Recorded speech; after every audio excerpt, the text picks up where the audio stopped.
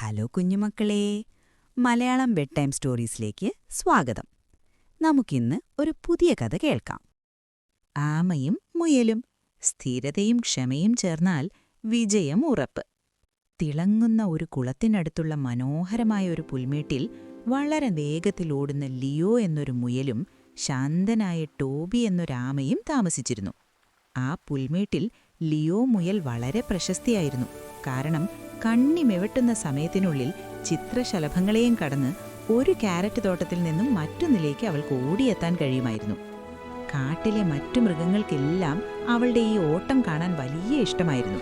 അവൾ വേഗത്തിൽ ഓടുന്നത് കാണാൻ അവർ കൂട്ടത്തോടെ വരുമായിരുന്നു. എന്നാൽ ടോബി ആമ കുറച്ച് വ്യത്യസ്തനായിരുന്നു. തന്റെ ചെറിയ വീടും മുതുകിലേറ്റി വളരെ പതുക്കെ ഓരോ ചുവടും വെച്ചാണ് അവൻ നടന്നിരുന്നത്.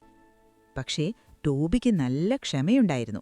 ഒരു കാര്യം തുടങ്ങിവെച്ചാൽ അത് തീർക്കാൻ എത്ര സമയമെടുത്താലും അവൻ ഒരിക്കലും അത് പാതി വഴിയിൽ ഉപേക്ഷിക്കില്ലായിരുന്നു. അങ്ങനെയിരിക്കെ പ്രകാശമുള്ള ഒരു പ്രഭാതത്തിൽ ലിയോ മുയൽ പുൽമേട്ടിൽ അഭിമാനത്തോടെ നിന്നു. താനാണ് ആ കാട്ടിലെ ഏറ്റവും വേഗത്തിൽ ഓടുന്ന മൃഗമെന്നും ഒരു ഓട്ട മത്സരത്തിൽ ആർക്കും തന്നെ തോൽപ്പിക്കാൻ കഴിയില്ലെന്നും അവൾ ഉറക്കെ പ്രഖ്യാപിച്ചു.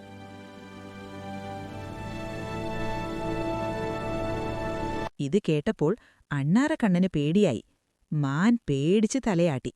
കാരണം ലിയോവുമായി ഒരു ഓട്ടമത്സരത്തിന് ആർക്കും ധൈര്യമുണ്ടായിരുന്നില്ല. പെട്ടെന്ന് ടോബി ആമ പതുക്കെ തലയുയർത്തി പറഞ്ഞു, "ഞാൻ നിന്നോട് മത്സരിക്കാം." ഇത് കേട്ടപ്പോൾ പുൽമേട്ടിൽ വലിയൊരു നിശബ്ദതയുണ്ടായി. പെട്ടെന്ന് ഈ അത്ഭുതകരമായ വെല്ലുവിളി കേട്ട് എല്ലാ മൃഗങ്ങളും പൊട്ടിച്ചിരിക്കാൻ തുടങ്ങി. ലിയോ ചിരിച്ചുകൊണ്ട് ടോബിയെ കളിയാക്കി. "ഉച്ചഭക്ഷണത്തിനു മുൻപ് നിനക്ക് ആ വഴിയൊന്ന് കടക്കാൻ പോലും കഴിയില്ല." എന്നാൽ ടോബി പുഞ്ചിരിച്ചുകൊണ്ട് പറഞ്ഞു, "എങ്കിലും എനിക്കൊന്ന് ശ്രമിച്ചു നോക്കണം."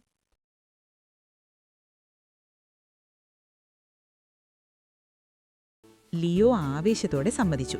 പഴയ ഓക്ക് മരത്തിന്റെ അടുത്ത് നിന്ന് വലിയ ചുവന്ന കളപ്പുര വരെയാണ് ഓട്ടമത്സരം.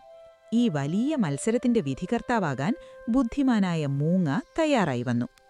പിറ്റേ ദിവസം രാവിലെ ഈ ആവേശകരമായ മത്സരം കാണാൻ മൃഗങ്ങളെല്ലാം സൂര്യപ്രകാശത്തിന് താഴെ ഒത്തുകൂടി. തയ്യാറാകാൻ മൂങ്ങ വിളിച്ചു പറഞ്ഞതും ലിയോ ആവേശത്തോടെ തുള്ളിച്ചാടി. ടോബി ആകട്ടെ തന്റെ കാലുകൾ നിലത്തുറപ്പിച്ചു നിന്നു.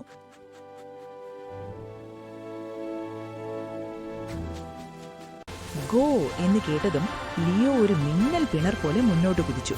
നിമിഷനേരം കൊണ്ട് അവൾ ദൂരേക്ക് മറഞ്ഞു. ടോബി ഒരു ധൃതിയുമില്ലാതെ വളരെ പതുക്കെ ഓരോ ചുവടും വെച്ച് നടക്കാൻ തുടങ്ങി. ലിയോ തിരിഞ്ഞു നോക്കിയപ്പോൾ വളരെ ദൂരെ ഒരു ചെറിയ കല്ല് പോലെ ടോബി നടന്നു വരുന്നത് കണ്ട് അവൾ ചിരിച്ചു.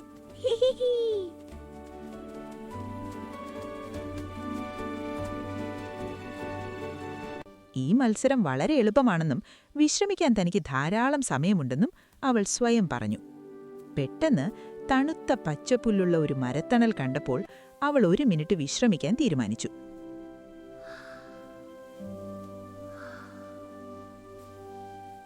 പക്ഷികളുടെ മധുരമായ പാട്ടും ഇളം തെന്നലുമേറ്റപ്പോൾ ലിയോ കണ്ണുകൾ അടച്ച് ഗാഢനിദ്രയിലായി.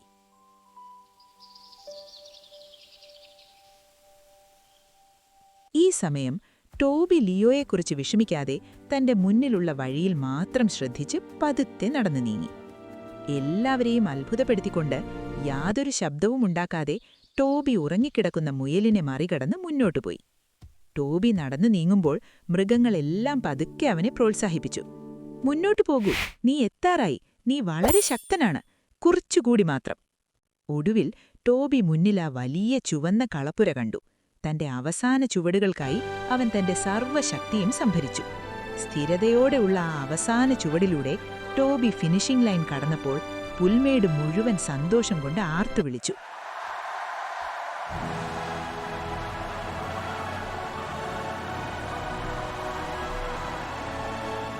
ആ ശബ്ദം കേട്ട് ലിയോ പെട്ടെന്ന് ഞെട്ടിയുണർന്നു.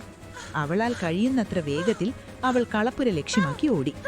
പക്ഷെ അവിടെ എത്തിയപ്പോൾ മൃഗങ്ങളെല്ലാം ചേർന്ന് ടോബിയെ അഭിനന്ദിക്കുന്നതാണ് കണ്ടത്. താൻ ഓട്ടമത്സരത്തിൽ തോറ്റുപോയെന്ന് അപ്പോഴാണ് അവൾക്ക് മനസ്സിലായത്. അന്നു മുതൽ ലിയോ ഒരു കാര്യം പഠിച്ചു. വേഗത്തേക്കാൾ പ്രാധാന്യം സ്ഥിരോത്സാഹവും നിരന്തര പരിശ്രമവുമാണ്. കാരണം സാവധാനത്തിലാണെങ്കിലും സ്ഥിരതയോടെ പോയാൽ തീർച്ചയായും വിജയിക്കാൻ കഴിയും. ഈ വീഡിയോ കണ്ടതിന് നന്ദി. കൂടുതൽ വീഡിയോകൾക്കായി ലൈക്ക് ചെയ്യാനും സബ്സ്ക്രൈബ് ചെയ്യാനും മറക്കല്ലേ. കഥ ഇവിടെ അവസാനിക്കുന്നു. നല്ല സ്വപ്നങ്ങൾ കാണും. വീണ്ടും കാണാം മലയാളം ബെഡ് ടൈം സ്റ്റോറീസിൽ.